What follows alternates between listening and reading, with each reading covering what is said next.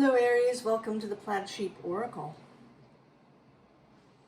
And welcome on this particular day of the new Leo moon.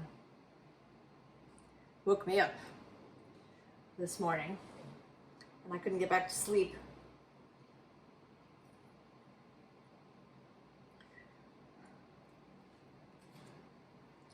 And I feel, Leo is a fellow fire sign. So this new moon is trine your energy, Aries. Not only that, but square Uranus and Taurus. Now people will say that Uranus is exalted in Scorpio. But I have always thought that Uranus is exalted in Aries, right? That suddenness that we associate with Uranus. Just taking off in a moment. The ability to pivot on a dime is an Aries quality. Spark. And your first card, I thought of it as a bass note this morning as it came out. Maybe that means something, the bass note. I have been very interested in perfume of late. And bass note is a perfumer's idea.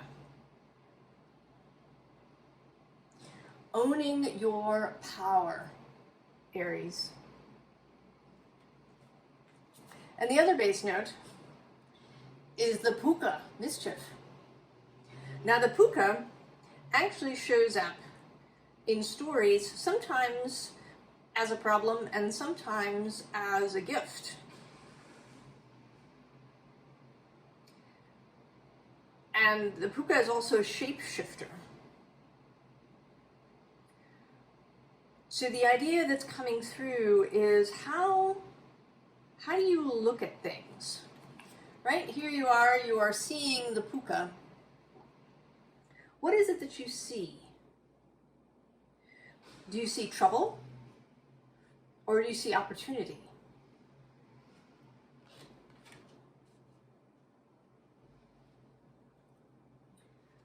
The first underlying is the Ace of Cups.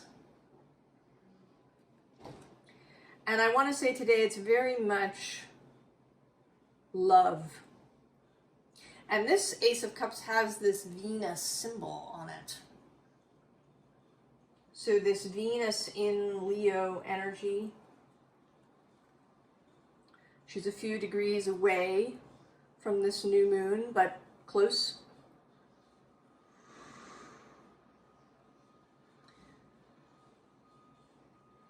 So thinking about how you view the world.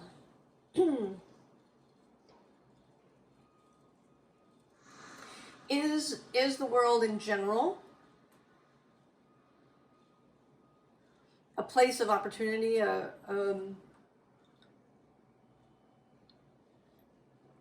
is the world positive in general? Or do you usually see problems? And I have very much the sense of childhood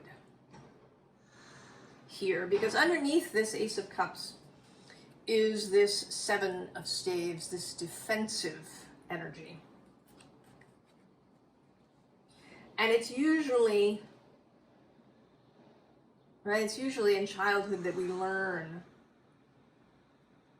whether or not we need to defend ourselves.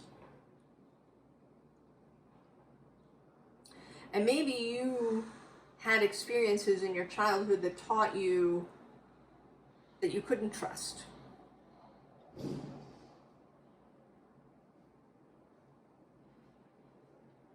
And so you know, now you're kind of in that space by default.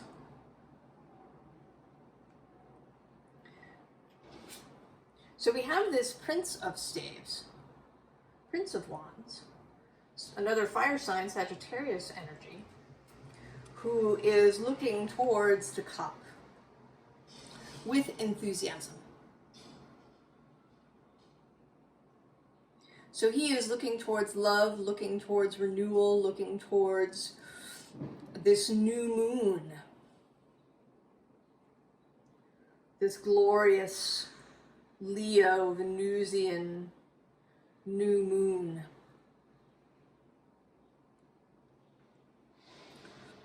And a new moon that has a challenge in it, this Uranian challenge to do things differently. Now in the rest of this row, we have this Queen of Cups, who to me always looks tearful.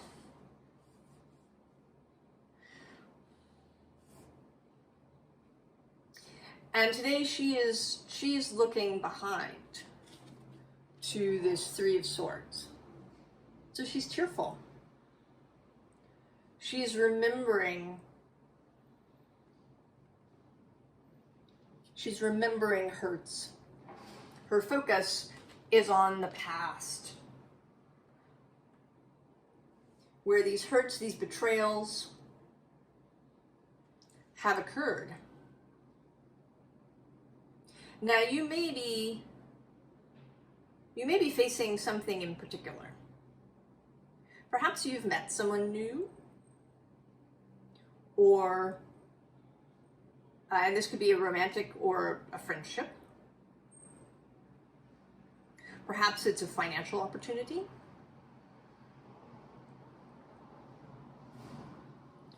Maybe somebody's offered you a partnership in a job, you know, to you're being asked essentially to take a risk of some kind.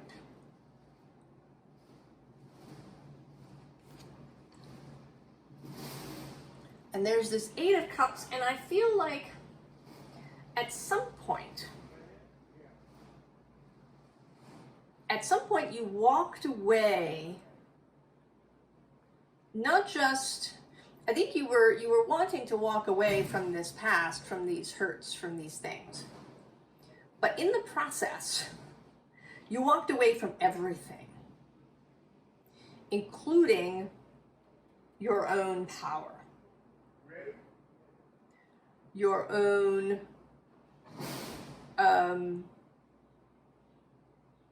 Ariesness,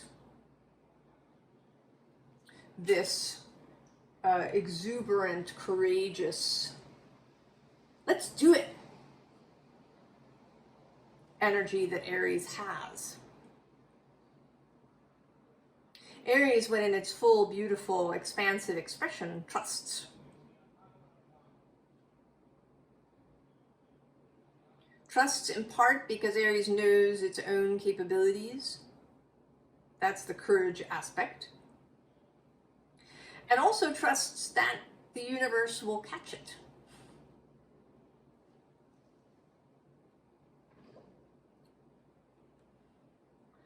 That the universe and people in general, right, that life is basically good,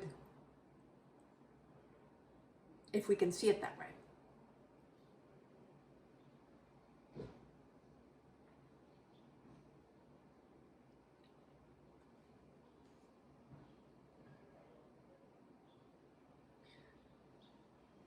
So here you are, Aries.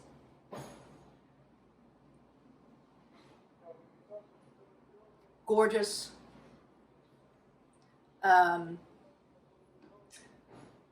powerful, fiery, sexual,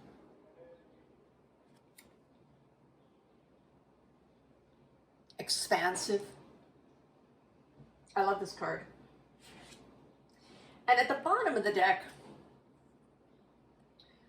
we have this card that wants to know, what do you see? Do you see this? When you look in the mirror, is that what you see? Or, alternately, do you see yourself as forever waiting and waiting and waiting? Or maybe you see yourself as having to effort, to push, to bull your way through, to fight your way through that kind of 10 of Wands energy.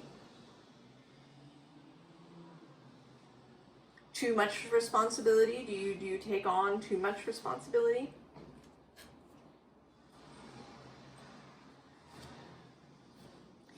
And how do you feel? Right? Is this easy? This one-armed balance? Or is it really hard? Do you feel as if you're in this pose just all the time? Or is this something exuberant that you do because it's fun? How do you see your life? When you look into the mirror of your life, are things exuberant? Are things light?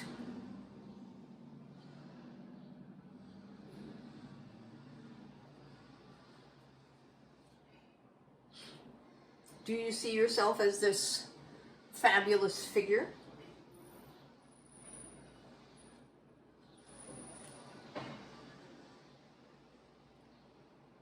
Or do you see yourself as always in battle with something? Or always needing to protect something?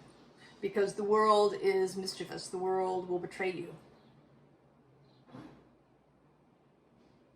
So now this opportunity has arisen. This Ace of Cups. And I think that even if this is a financial opportunity, that the Ace of Cups is kind of at the heart. You know, this feeling, the feelings we have, our emotions, they're at the base of everything. Everything is kind of a piece. We separate things out, and I talk about this a lot, in order to be able to grasp it, to understand it. You know, the scientific method breaks things down. It observes things in small pieces to gain a better understanding. But if you only do that, if you then don't bring everything back into a whole, then you're missing something. You lose out. So when we think about financial matters and work and home and friends versus family, romantic relationship versus platonic, it can be helpful. But in general, these things are, right, they're all interconnected.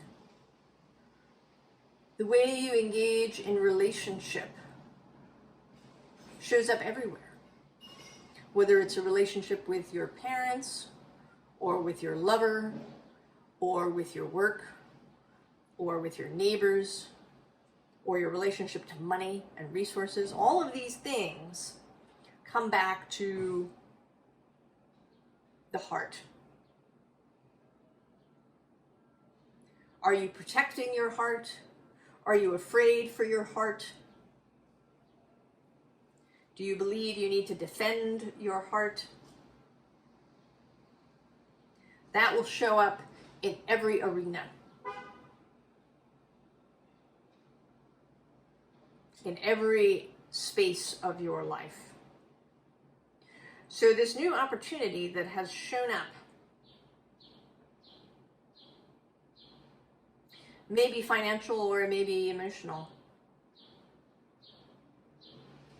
And you are being asked to choose. how you engage with this opportunity.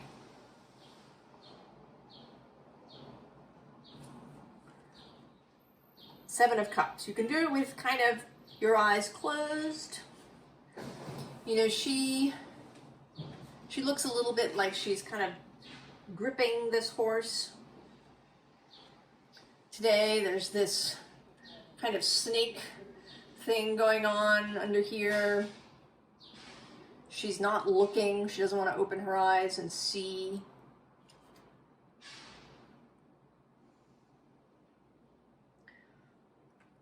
Are you allowing this hurt place, this tearful place, to drive the car? Here in my mixed metaphor.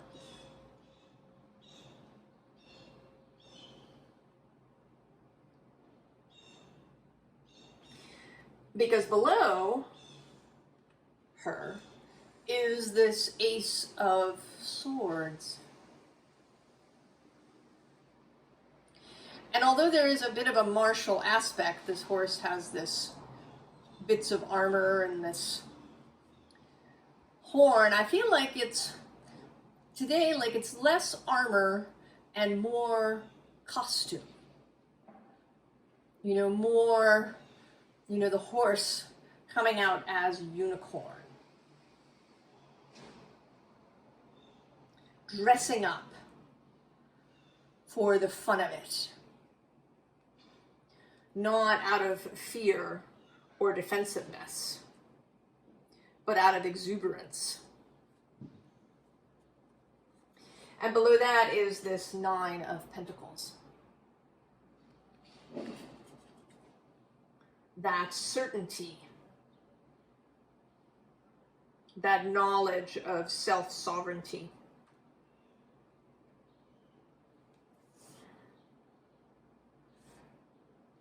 So while you're here on your horse, this Page of Cups shows up.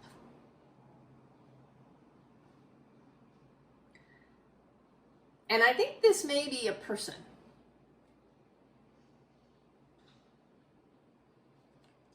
That is appearing in this story. I mean, it might be something else. It might be something that you read or see. Could be a reading, this reading, another reading. But it feels like a person today, this Page of Cups. Or an individual, perhaps, maybe one of your guides in particular, who is calling you forth.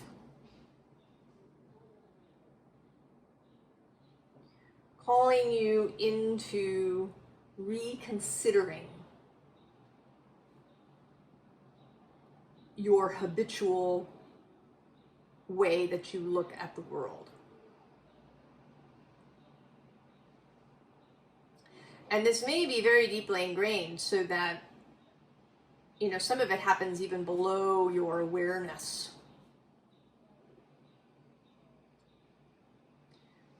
As you move through your life. How often you are in a defensive posture.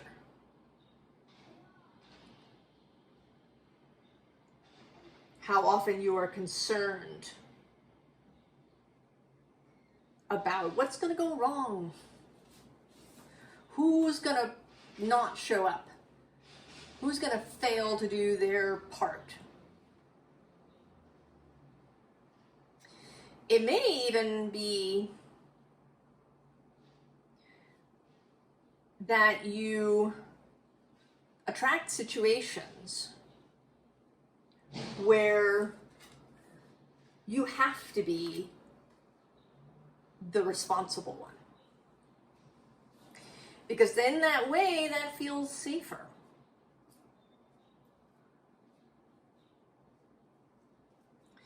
that being the one to dispense help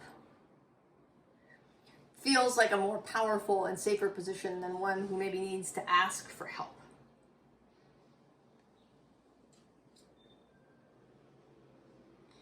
And of course, the trouble with that is that then you do attract people and circumstances that maybe don't show up, that fail to deliver in one way or another.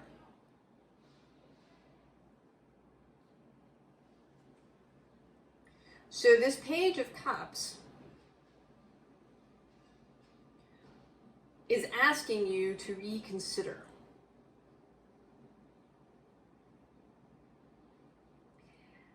And I want to say that it's not the page that is bringing you this opportunity. That the opportunity is coming from somewhere else, that the page is someone who is giving you advice about this opportunity. Maybe this is a good friend.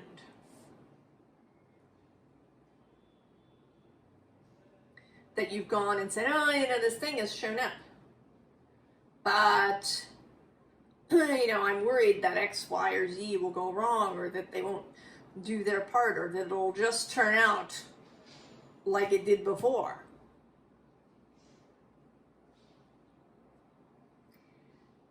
And this page wants you to stop, right? To go actually to be like them. To go from being this jaded queen who's had all sorts of terrible experiences that she now carries around in her cup,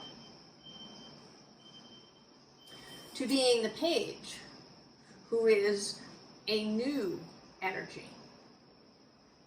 More like Aries. Fresh, new, the spark.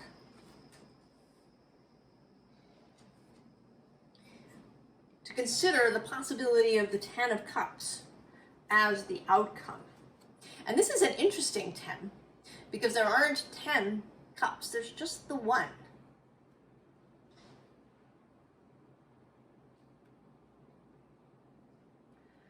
So this callback to this ace, to consider that how you engage with something is going to change it. That if you can empty all of the sadness, the tears, the previous crappy experiences, that something new will emerge. To look towards this Ace of Cups, rather than to keep looking back over your shoulder at the Three of Swords. Because that's really, right, that's,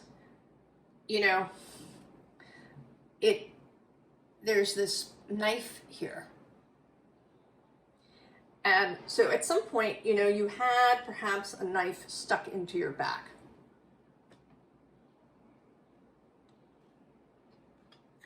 And so now you keep sort of turning back to make sure there isn't a knife there, to make sure that there's nobody behind you with a knife ready to plunge it into your back.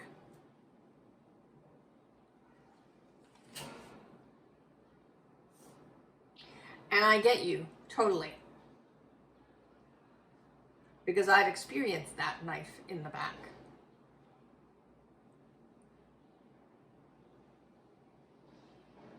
But to continue looking back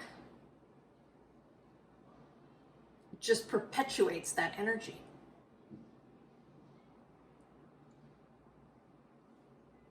It just keeps those swords plunged into the heart.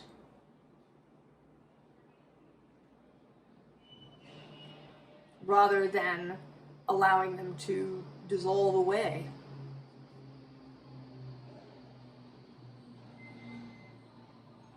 So the next underlying is where the wind blows. And I think that this is a little bit of advice to allow something. You know, here you are in your red dress, and I think you're being asked to maybe rest for a little bit.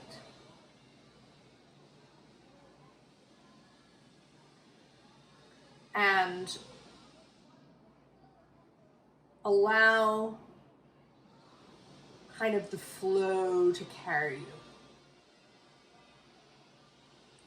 To, you know, take off your armor, to stop trying to steer, to micromanage your life.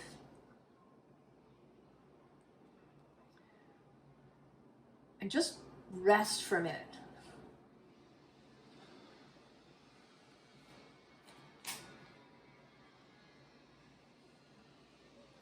So that you can hear, your own heart. Hear this Ace of Cups. If you just allow yourself to float for a little while.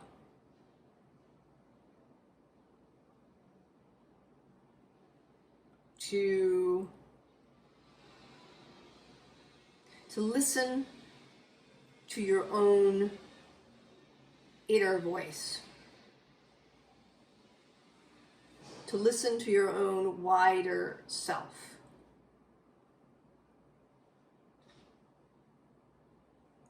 Rather than to all of the external noise. Because certainly as a culture,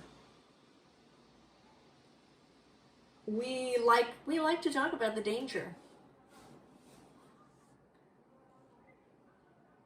You know, if you watch TV or videos, lots of ads about, you know, home security systems and, you know, antivirus software and, you know, insurance.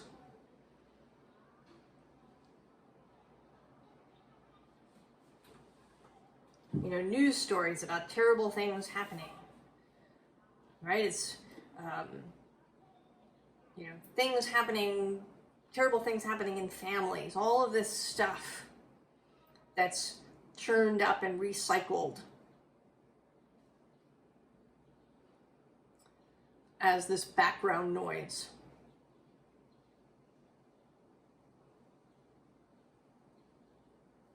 You know, even these card readings. You know, sometimes things show up in my feed, you know, who's blocking you? Or, you know, are you victim of a psychic attack? Or, you know, what's their karma for betraying you?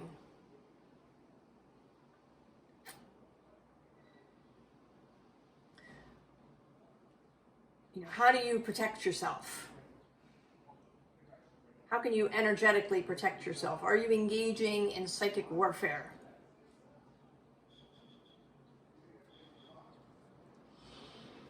So there's a lot of this noise. But this is not the noise of your heart, Aries.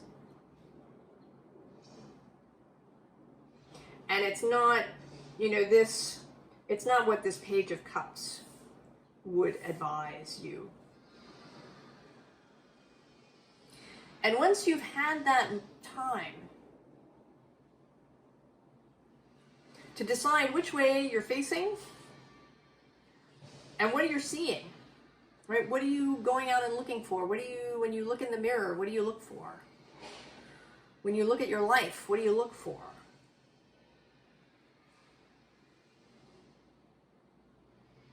Do you look to the past? Do you keep looking for places where you might get betrayed?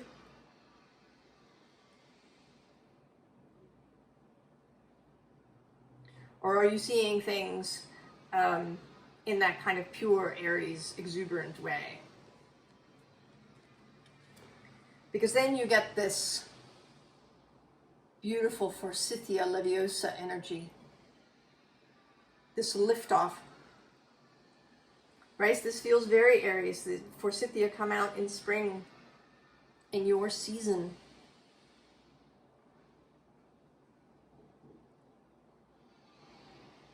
They're one of the first signs of spring.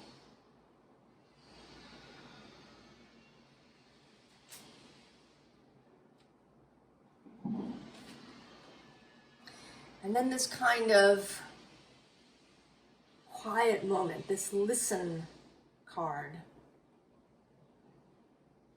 This ability to hear the underlying thrum, the bass note.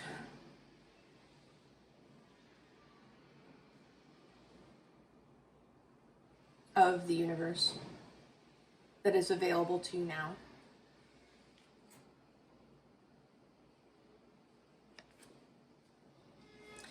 And so then we have this fledgling. And it may feel a little bit like this to start, right? This trusting energy may feel very intense to begin with. To really trust, to keep turning your mind to a belief that yes, this will work out. This will be wonderful.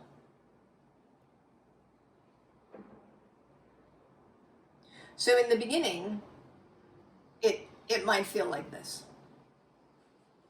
that you're falling without a net. But with practice, just as the fledgling learns to fly, you will come into this hanged woman energy.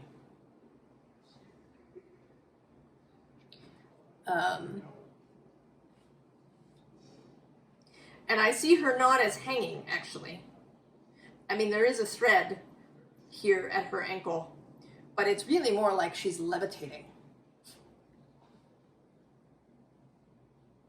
in this card. That she's hanging there, levitating through her own power. Able to see things so differently than she did before. Completely differently.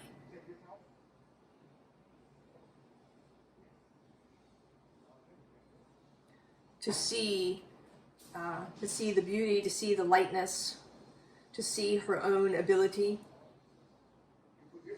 to float.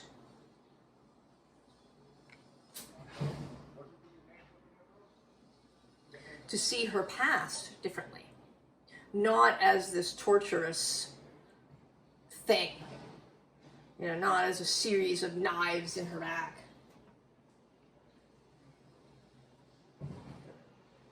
But as a set of experiences that gave her knowledge and wisdom and skills.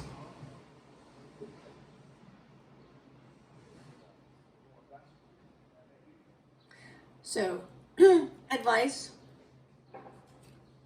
the Fool, and actually the Emperor comes out here too. I sort of see this as the two halves of Aries, the two sides of the Aries coin. On the one hand, there's this exuberant, youthful Fool energy setting out into the unknown, taking a chance.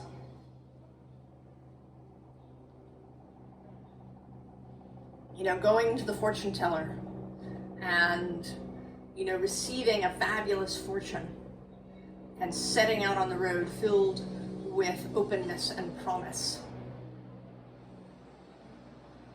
Actually, if you read the Terry Pratchett stories, I feel like this is sort of Carrot Iron Founderson energy. So Carrot is a character who starts out very innocent. He sets out on the road.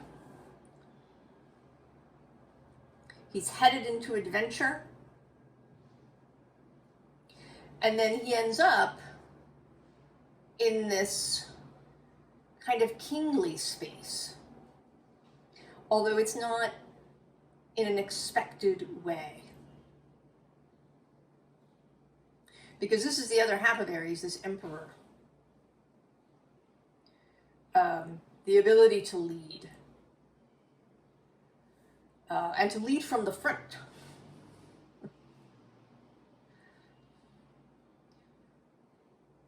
To lead with wisdom.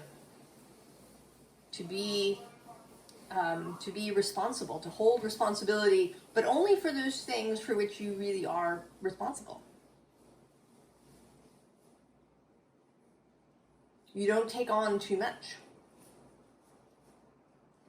And confidence, right? This is the confidence of youth and exuberance and a childlike view, right? The world is a wonderful place. I'm totally confident I'm going to go out and have an adventure. And then this is the confidence of experience. I've lived life. I've learned things. I've got wisdom and skills. So both of these kinds of Aries energy, to embody both the knowing of yourself as this exuberant, youthful fool, as well as the emperor. And then the Ace of Cups in between them. The heart, the fulcrum, the balance, the space in between.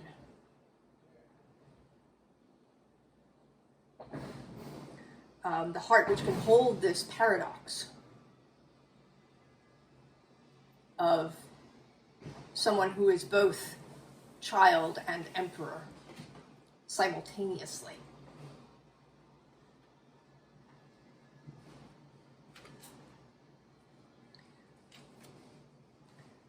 And then the final card is the King of Wands.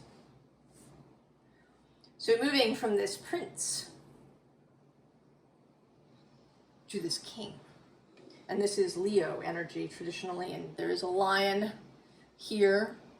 And in fact, right, I love this lion right in the background. A smiling, right, is a smiling lion. I sort of feel like he's, maybe like getting a head rub, right? Like he's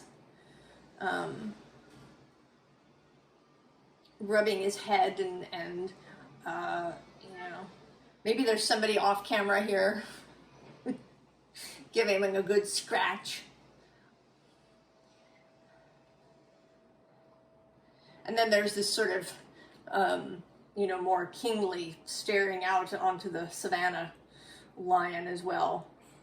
So again, this combination of youth and humor and enjoyment,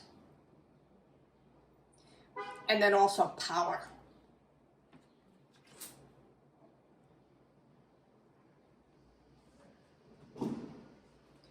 So in this, whenever you watch this,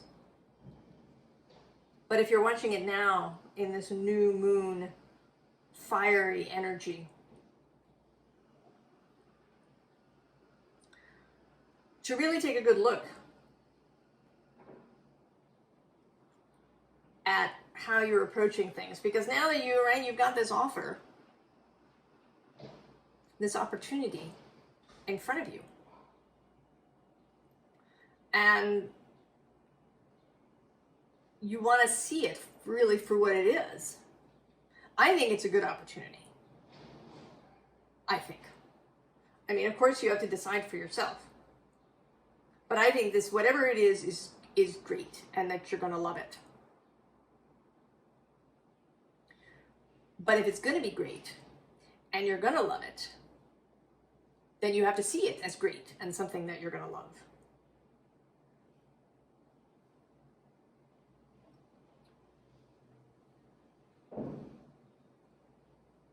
To answer this page's call,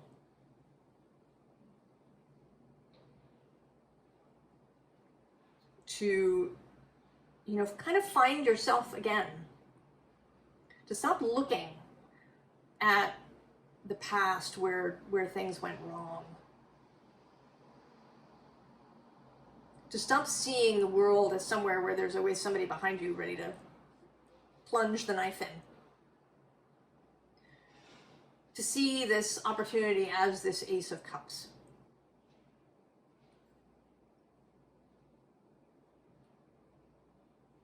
Right? I think actually this is meant to be a sun rising, perhaps.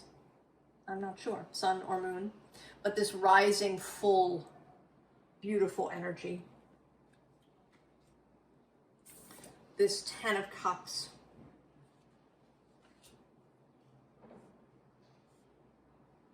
That waits for you.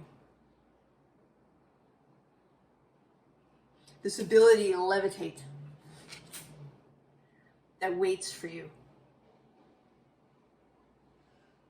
If you're, you know, willing to see it as that.